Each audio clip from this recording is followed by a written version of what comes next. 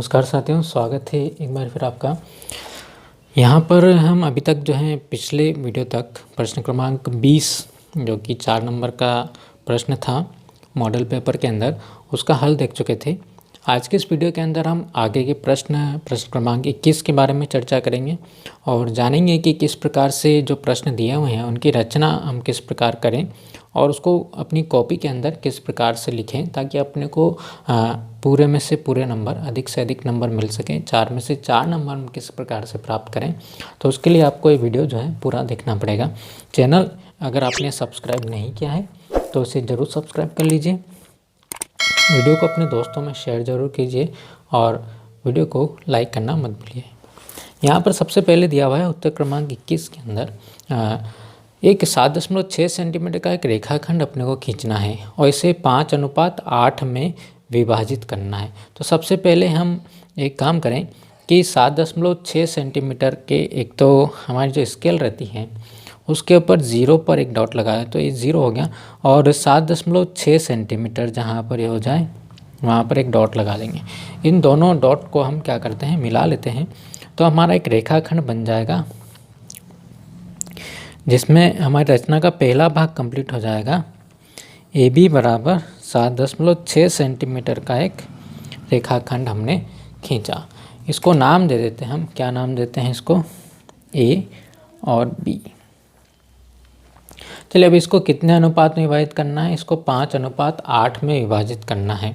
तो हम A B के नीचे की तरफ, ठीक है, ए बी के नीचे की ओर एक न्यूनकोण बनाती हुई किरण बना लेते हैं। ए बी के नीचे की तरफ न्यूनकोण बनाते हुए एक रेखाखंड या किरण जो है ए ही हम खींच लेते हैं। ठीक है, इसको थोड़ा लंबा अपने को खींचना पड़ेगा क्योंकि अपने को पूरे रेखाखंड को किस भाग में विभाजित करना है, इसको 5:8 में विभाजित करना है, इसलिए हमने इसको नाम दे दिया ए। अब यहाँ पर इस ए के ऊपर अपने को बराबर बराबर चाप काटने हैं। कितने चाप काटने हैं, दूसरा काम हमारा यहाँ से स्टार्ट हो जाएगा कि इस ए के ऊपर 5 और 8 कुल 13 चाप अपने को बराबर बराबर काटने हैं। तो हमने जो प्रकार है हमारा उसको हम खोल लेंगे और इस ए के ऊपर यहाँ पर ए से रखते हुए इस ए के ऊपर अपने को जो है दोनों के योग के बराबर 5 और 8 13 जो है बराबर बराबर चाप हम काटते चले जाएंगे। तो ये पहला काटा हमने, यहाँ पर फिर हमने प्रकार को रखा और ये 2 हो गए। इस प्रकार से हम इसके ऊपर चाप जो है काटते चले जाएंगे। इस प्रकार हम कुल इसके ऊपर जो है कितने चाप काटेंगे, 13 चाप काट लेंगे। चलिए, तो बराबर बराबर चाप हमने बना लिए हैं। क्योंकि ये बहुत बड़ा है इसलिए मैंने इसको थोड़ा सा तिरछा कर दिया है यहाँ पर। उसके बाद में अगला काम अपने को करना है। सबसे पहला काम हमने क्या किया कि जितने अनुपात में रेखाखंड को विभाजित करना है 5:8 में करना है, इसलिए हमने यहाँ पर 5-8 13 बराबर बराबर जो है चाप इसके नीचे की तरफ जो रेखाखंड खींचा उसके ऊपर हमने बना लिए। फिर उसके बाद में नेक्स्ट स्टेप पर आपको आना है और उसमें करना क्या है अपने को कि इस अंतिम वाले से A13 से B को मिलाना है। ठीक है, इस A13 से हमेशा लास्ट वाले से जो है जब भी रेखाखंड का विभाजन हो तो लास्ट वाले से इसको हम मिला देंगे। तो हमने इसको जो है यहाँ पर B से क्या कर दिया, मिला दिया। ठीक है, अब अपने को देखना है कि अपने को जो है 5:8 में विभाजित इसको करना है। तो 5 भाग हमारे इस तरफ रहना चाहिए और 8 भाग जो है इधर रहना चाहिए। तो अपने को यहाँ पर जो 5वां जो भाग है, ये 5 भाग यहाँ पर 5 भाग इधर रह जाएंगे, 8 भाग इधर रह जाएंगे। तो यहाँ पर अपने को A5 पर समांतर रेखा बनानी है। और किसके समांतर रेखा बनानी है, इस BA13 के बराबर जो हमने इसको मिलाया है इसके समांतर रेखा अपने को बनानी है। अब समांतर रेखा बनाने के 2 तरीके हैं। इस पहले तरीके का मैं आपको यहाँ पर बताता हूँ किस तरीके से हम समांतर रेखा बनाते हैं कि 2 रेखाएं समांतर कब होती हैं, जब उनके संगत कोण बराबर हो जाएं। ठीक है, तो अपने को जो है यहाँ पर समांतर रेखा बनानी है तो हम यहाँ से कोई भी नाप का एक चाप काट लेंगे। ठीक है, किसी भी नाप का, फिक्स नहीं है कि आपको इसी नाप का चाप यहाँ पर काटना है। तो हम A13 पर प्रकार की नोक रखेंगे और किसी भी नाप का एक चाप हमने यहाँ पर कट कर दिया और उसी नाप का, इसको चेंज नहीं करना है, उसी नाप का चाप आपको कहाँ बनाना है, इस A5 के ऊपर बनाना है। देखिए प्रकार की नोक को हमने कहाँ रखा, A5 के ऊपर रखा और इसको हमने यहाँ से पेंसिल से पकड़ के इस तरीके से एक चाप बना दिया। ठीक है, अब ये कोण और ये कोण दोनों आपस में बराबर होना चाहिए, संगत कोण बनना। तो एक कोण तो अपने को नज़र आ रहा है, तो हम प्रकार को इतना खोलें कि पेंसिल प्रकार को हम यहाँ रखें और पेंसिल की नोक हमारी कहाँ आ जाए, इसके बराबर आ जाए। कहाँ पर ये रेखा कट रही है तो इस चाप की चौड़ाई अपने को मिल जाएगी, तभी हमारे पास में कोण की माप आ जाएगी और यही कोण आपने को यहाँ बनाना है इस चाप के ऊपर। तो यहाँ पर रखेंगे हम प्रकार की नोक और इससे हम पेंसिल से हम इसको यहाँ पर एक चाप काट देंगे। जहाँ पर काटेंगे इसका मतलब ये है कि ये कोण और ये कोण दोनों आपस में बराबर हो जाएंगे। अब हम जो है इस A5 को जहाँ पर हमारा चाप कटा है उससे हम मिला देते हैं। तो पेंसिल की नोक को हम मिला लें कि यहाँ पर हमने ये रखा हुआ है और ये A5 है, दोनों एग्जैक्टली एक ही बिंदु से होकर के गुजरें।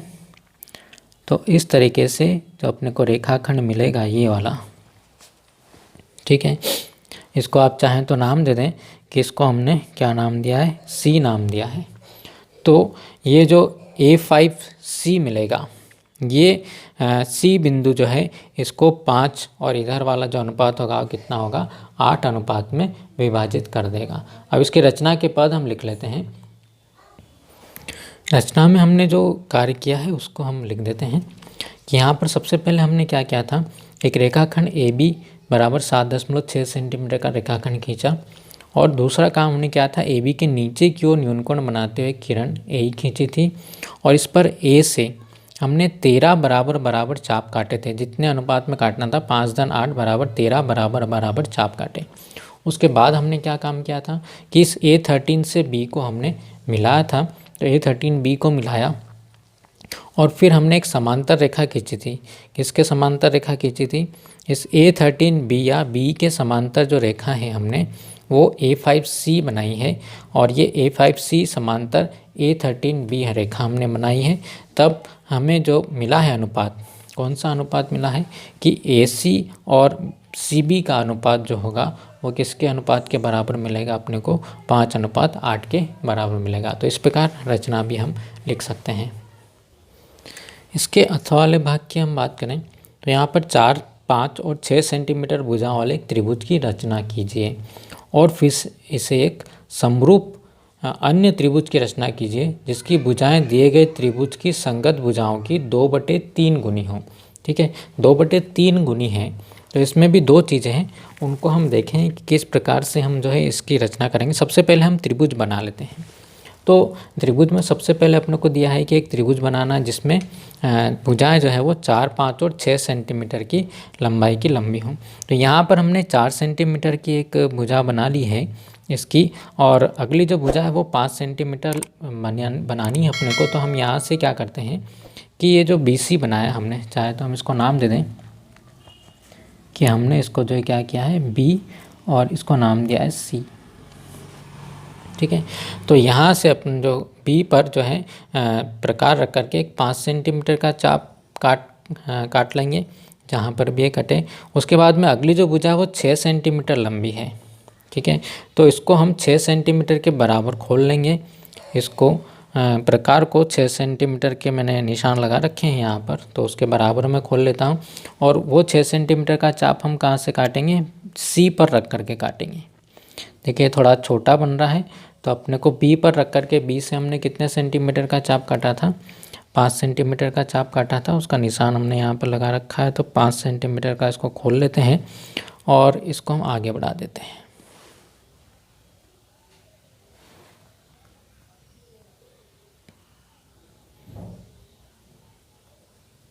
अब ये दोनों जिस बिंदु पर कट रहे हैं वो हमारा बिंदु होगा कौन सा, यहाँ से अपने को बिंदु A मिल गया। इस प्रकार से हम AB और AC दोनों को मिला लेते हैं। यहाँ से हम जो है इस ए को मिलाएंगे तो हमें भुजा ए बी मिलेगी, और इधर अगर हम सी को मिला देते हैं तो हमें जो भुजा मिलेगी वो कौन सी मिलेगी, ए सी मिलेगी। ठीक है, तो यहाँ पर हमने ये जो भुजा थी हमारी वो कितनी थी, 4 सेंटीमीटर थी। इसको नाम भी लिखते जाए हम, ये 5 सेंटीमीटर लंबी है, और ये जो भुजा है वो कितनी है, 6 सेंटीमीटर लंबी हमारी हो गई। अब इस पर अपने को एक ऐसा त्रिभुज बनाना है इसके समरूप जो दिए गए त्रिभुज का कितना हो, 2/3 गुना हो। देखिए 2/3 गुना हो, ध्यान रखिए जब भी ऐसा प्रश्न आता है 2/3 गुना हो तो हमें यहाँ पर BC के नीचे की ओर एक रेखाखंड बनाना है। BC के नीचे की तरफ हम क्या करेंगे, एक न्यूनकोण बनाता हुआ एक रेखाखंड खींचेंगे। अपनी इच्छा से कितनी भी लंबाई का हम उसको जो है बना सकते हैं। BC के नीचे की तरफ एक न्यूनकोण बनाता हुआ रेखाखंड हमने बनाया। ठीक है, अब इसके ऊपर अपने को चाप काटने हैं, लेकिन कितने चाप काटेंगे, जितने अनुपात का अपने को त्रिभुज बनाना है। ठीक है, उसमें से अंश और हर जो बड़ा हो, ठीक है, चाप उतने काटने हैं जो अंश और हर में से बड़ी संख्या जो भी हुई उसके बराबर अपने को चाप काटने। यहाँ पर बड़ा कौन है, 3 है, तो हम यहाँ पर इसके नीचे की तरफ जो है 3 बराबर बराबर चाप काट लेते हैं। ठीक है, बी पर रखेंगे प्रकार को और एक चाप काटेंगे, फिर दूसरा चाप काटेंगे, फिर इस पर रख करके फिर आगे से आगे हम बराबर चाप जो है इस प्रकार से हम काटते चले जाएंगे। ठीक है, तो इस प्रकार हमको 3 बराबर चाप मिल गए, B1 मिला, B2 मिला और B3 मिला। अब क्या करना है, अब चाप तो हमने काट लिए, लेकिन उसके बाद में अपने को एक चीज़ है कि जो भी हर में लिखा हुआ है उस वाले चाप को मिलाना है। किससे मिलाएंगे उस वाले चाप को, जिस प्रकार से हमने उसके अंदर रेखाखंड को मिलाया था। हर में कितना लिखा हुआ है, हर में भी 3 ही लिखा हुआ है, मतलब आपका काम यहाँ पर 3 का काम अब ख़त्म हो गया। 3 को काट दीजिए। हमेशा जो बाकी बचा हुआ बिंदु कौन सा हमारा, C बचा हुआ है, उससे हम हर को मिला देंगे, मतलब हर वाले चाप को, मतलब तीसरे नंबर के चाप को आपको किससे मिलाना है, इस बिंदु C से हम जो है मिला देंगे। तो यहाँ पर अगली स्टेप की बात हो गई हमारी, B3C को मिलाया। अब हमारे पास में बचा हुआ कौन है, 2 बचा हुआ है। ठीक है, तो यहाँ पर 2 बचा हुआ मतलब B2 पर अपने को क्या करना है, एक समांतर रेखा बनानी है। और किसके समांतर बनानी है, इस B3C के समांतर रेखा हम बनाएंगे। वो B2 पर अपने को इस समांतर रेखा की रचना करनी है। यहाँ पर हम क्या करें, B3 पे रखा हमने प्रकार को और एक चाप लेकर के यहाँ से हमने कट लगा दिया, एक चाप हमने बना दिया।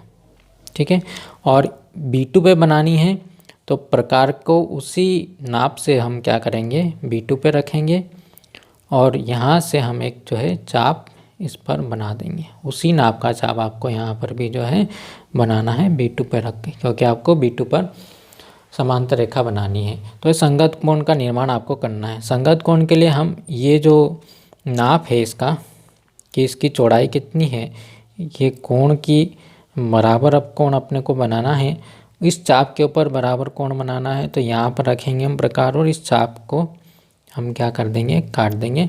तो ये कोण और ये कोण आपस में बराबर हो जाएंगे। जब दोनों आपस में बराबर हो गए तो हम B2 और जहाँ पर चाप कटा है इस दोनों को मिला देते हैं। हमें सिर्फ यहाँ पर जो है क्या करना है, समांतर रेखाएं बनानी है। तो इस प्रकार से हमारी ये समांतर रेखा बना दी हमने B2C'। तो त्रिभुज की दूसरी भुजा के लिए हम यहाँ पर जो है क्या करते हैं कि ये जो AC है इसके समांतर हमें एक रेखा और बनानी पड़ेगी। वो कहाँ पर बनाएंगे, हम इस C' के ऊपर उसका निर्माण करेंगे। ठीक है, तो C' पर बनानी है, AC के समांतर बनानी है, तो ये कोण जो है इसका संगत कोण हम बराबर कर देते हैं। ठीक है, तो यहाँ पर हम रखते हैं प्रकार और एक चाप काटते हैं। हम कहाँ पर काटेंगे, C पर। थोड़ा अंदर ले लेते हैं ताकि कन्फ्यूज़न ना हो आपको। ये जो है हमने इसको एक चाप बना दिया और इसी नाप का चाप आपको कहाँ बनाना है, सी डैश पर रख करके बनाना है। ठीक है, अब इसकी चौड़ाई को हम नाप लेते हैं कि ये जो है कितना चौड़ा हमारा चाप बन रहा है, ताकि कोण की समानता अपने को मिल जाए। दोनों कोण अपने को बराबर बनाने हैं, तो ये कोण और ये कोण आपस में अब यहाँ पर कट हो रहा है, इसलिए इसको हम मिला देते हैं। तो हमारा जो है ये वाला जो सी डैश वाला भाग है, हम इस जहाँ पर चाप कटा है उससे मिलाते हुए ले जाते हैं, तो अपने को दोनों रेखाएं जो है ये और नई जो रेखा अपने को मिल रही है, दोनों समांतर रेखाएं अपने को प्राप्त हो जाएगी।